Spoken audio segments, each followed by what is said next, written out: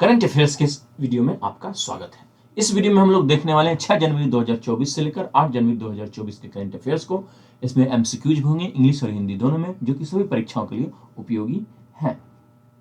पहला प्रश्न है आपके लिए कि after whom the Ayodhya international airport named.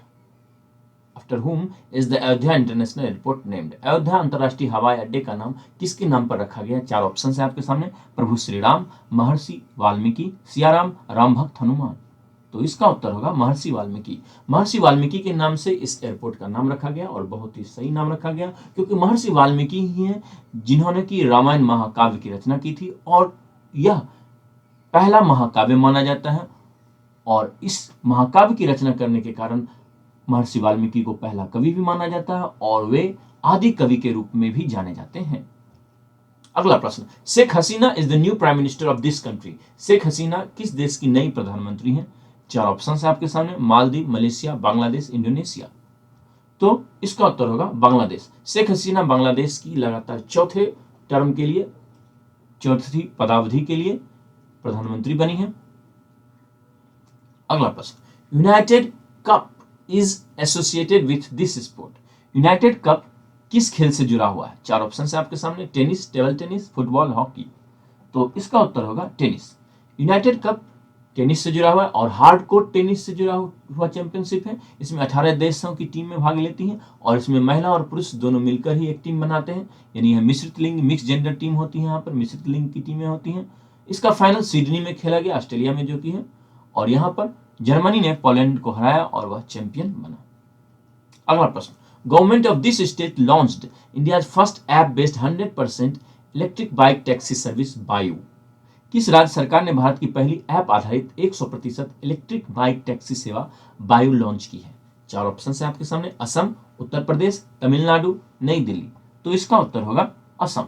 Assam की सरकार ने यह बाइक टैक्सी लॉन्च की है, जो कि 100% जो है वह इलेक्ट्रिक बाइक टैक्सी सेवा उपलब्ध कराएगी और यह ऐप आधारित होगी और इसका नाम है बायू। अगला प्रश्न, what is not true about L1। L1 के बारे में क्या सच नहीं है? L1 stands for language point 1। L1 का अर्थ है language point 1। L1 lies between the sun earth line। L1 सूर्य पृथ्वी रेखा के बीच स्थित है, यानी सूरज और पृथ्वी के बीच है। L1 is about 1 million kilometre from the earth. L1 पृथ्वी से लगभग 1 मिलियन किलोमीटर दूर है। India solar mission Aditya has been placed at L1 point. भारत के सोलर मिशन आदित्य को L1 पॉइंट पर रखा गया है। तो इसका उत्तर होगा L1। पृथ्वी से लगभग 1 मिलियन दूर है, यह गलत है, क्योंकि यह 1.5 मिलियन किलोमीटर दूर है पृथ्वी से। L1 का अर्थ होता है लैंग्वेज पॉइंट और L1 सूर्य और पृथ्वी के बीच स्थित है। L1 पर इसलिए आदित्य को रखा गया है, यहां है L1 पर इसलिए रखा गया है आदित्य को, क्योंकि यहां से सूर्य को लगातार ऑब्जर्व करना बहुत ही आसान होगा। सूर्य का निर्बाध दृश्य मिलेगा यहां से, और सूर्य से निकलने वाले सोलर अफेयर्स इत्यादि का वहां पर अध्ययन करना आसान होगा।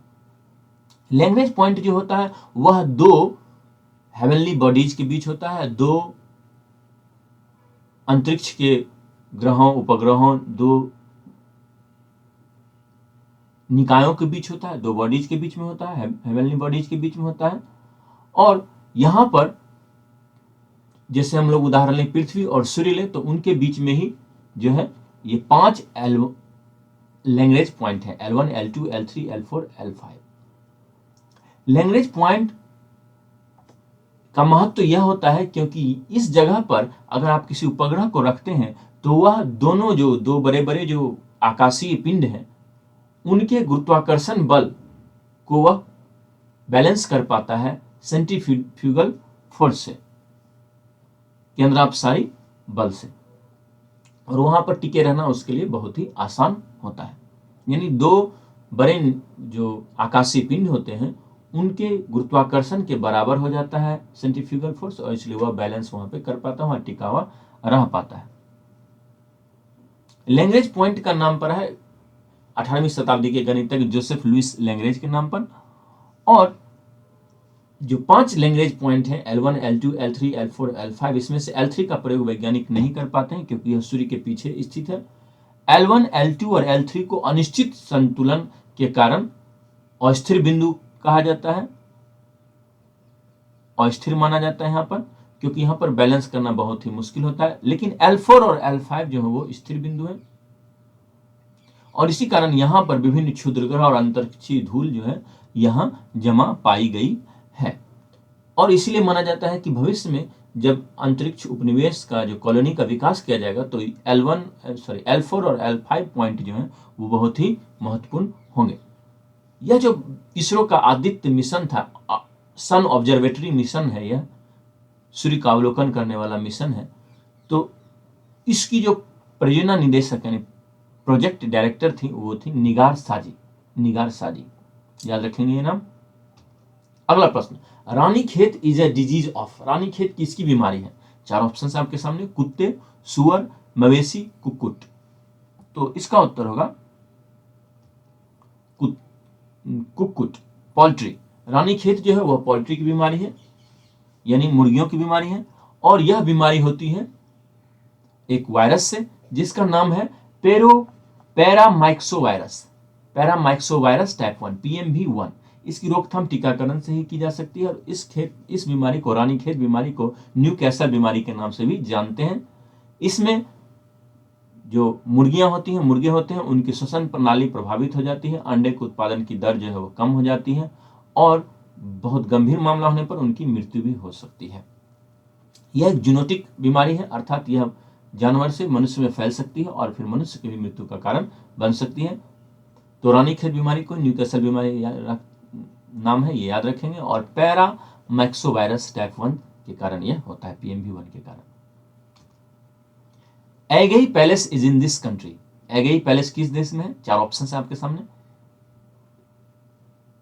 Greece, North Macedonia, Bulgaria, Italy. तो इसका उत्तर होगा उत्तरी मैसेडोनिया। अगर आप इसके बारे में और जानना चाहते हैं तो आप एक वीडियो को देख सकते हैं, यहां पर मैं उसे टैग कर दूंगा। अब 13 जनवरी से 17 जनवरी 2024 के बीच भारत मंडपम प्रगति मैदान नई दिल्ली में उत्तर पूर्वी महोत्सव का आयोजन किया जा रहा है। उत्तर पूर्वी महोत्सव में उत्तर पूर्व के जो राज्य हैं, 8 राज्य हैं, उनकी संस्कृति को, उनके उत्पादों को दर्शाया जाएगा, और यहाँ पर कोई भी जो है भाग ले सकता है, यहाँ एंट्री जो है वो फ्री है। यहाँ एक थीम दिया गया है, अष्टलक्ष्मी की पहचान, विकसित भारत की शान। तो अष्टलक्ष्मी का अर्थ हुआ कि यहाँ पर जो 8 जो उत्तर पूर्व के राज्य हैं, सिक्किम और अन्य 7 राज्य जो हैं, उनकी संस्कृति को यहाँ पर, उनके उत्पादों को बहुत ही बेहतर ढंग से दर्शाया जाएगा। अब परीक्षाओं के लिए जो महत्वपूर्ण है यहाँ पर वह है कि यहाँ पर कुछ नृत्य हैं उत्तर पूर्व के राज्यों के, वो हमें याद रहना चाहिए। जैसे मेघालय का है वांगला, नागालैंड का है मुंगवंता, मिजोरम का बांस नृत्य, असम का बिहू नृत्य, मणिपुर का थांगता लड़ाई, और सिक्किम का शेर नृत्य, लायन डांस। तो आप ये याद रखेंगे। उम्मीद करता हूँ कि ये वीडियो आपको बहुत ही पसंद आया होगा, तो प्लीज इसे जरूर लाइक करें। लाइक करने से ही वीडियो का प्रसार बढ़ता है, इसलिए लाइक तो बनता है। चैनल को अगर आपने सब्सक्राइब नहीं किया तो प्लीज चैनल को सब्सक्राइब कर लें, और अपने दोस्तों को भी सब्सक्राइब करने के लिए कहें, उनसे भी सब्सक्राइब करवाएं, और चैनल को शेयर करें और कमेंट करें कि आपको ये वीडियो कैसा लगा, क्या सुधार करना जरूरी है। उम्मीद करता हूँ कि आप बहुत ही अच्छे से होंगे। बहुत बहुत धन्यवाद।